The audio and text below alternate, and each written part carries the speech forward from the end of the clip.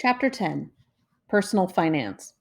In this video, we're going to talk about managing risk because the amount of money you can make in an investment is directly related to how much risk you're willing to take. Really risky investments can earn you a lot of money, or you could lose a lot of money.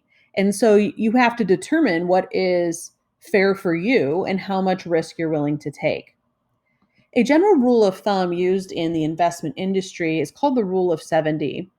It says that a variable will grow at a rate of X percent a year, then that variable will double in around 70 divided by X years.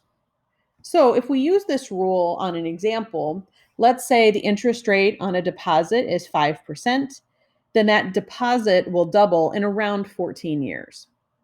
If the interest rate is higher, let's say 7%, then your deposit is going to be doubled in less than that, 10 years. And this is because of compounded interest, which we'll talk about later. Now, because investments are risky and because you're not really sure what's going to happen in the future, some people manage their risk with insurance. Insurance allows somebody who is facing a risk to purchase somebody to help them offset the risk. So, if let's say I buy a house and that house is an investment, I'm going to keep it for a long time and hope I can sell it in the future at a profit. Now, the entire time that I'm owning that house, risky things could happen. It could burn down, people could break in and steal my things.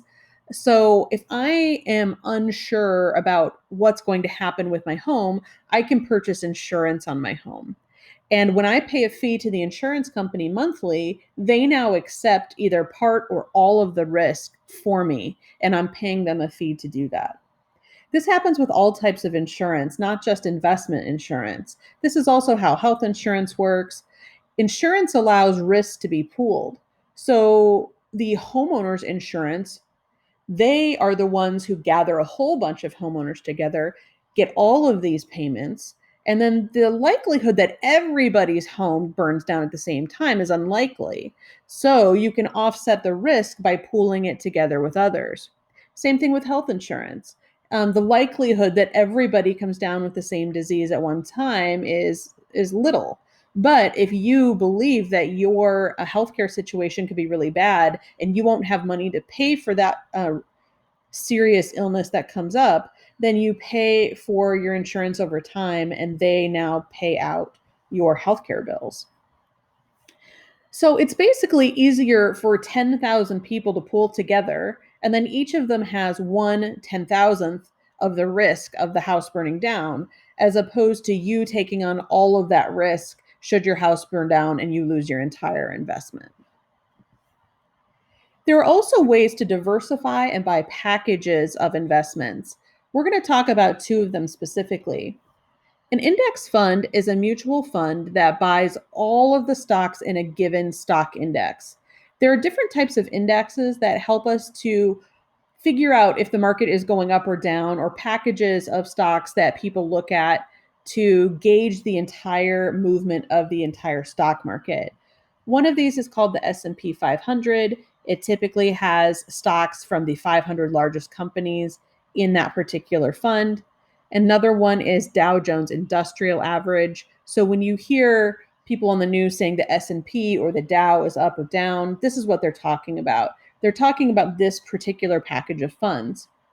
Now, you can buy an index fund in which somebody who manages the index fund has purchased a stock in every company in the S&P or every company in the Dow. And then your index fund would move up or down as the S&P or Dow moved up or down. A mutual fund is a group of people who are managing it and trying to buy what they believe are the best package of stocks. It could also be wrapped in with bonds as well. And so every mutual fund puts together a various portfolio of diverse stocks and bonds, and then you buy a share in the mutual fund. Again, mutual funds and index funds diversify the package of stocks you're getting. And it would seem like mutual funds would do better, but historically, index funds actually tend to outperform mutual funds. And in any sense, any time that you buy or sell shares of a stock, an index fund, a mutual fund, you often have to pay fees to the bank or to the broker who makes the sale for you. And so the amount of fees that are charged by various mutual funds or index funds can also affect how much return you'll get in the long run. You should always try to find a package of funds or a company that you want to work with who has fairly low fees. Let's say, for example, that in the future you want to figure out how much money you'll have in the future if you invest $1,000 today and the interest rate is currently paying 10%, which is about the long-term percentage of the stock market. The US stock market generally grows a little bit higher than that, but let's be conservative and say that it grows at 10% a year in 50 years. So we're going to put that to the nth power of 50. In the future, our $1,000 50 years from today would be worth $117,000. So this is the growth of an index fund or a mutual fund over the course of 50 years. You end up with a lot more money because the interest is compounded.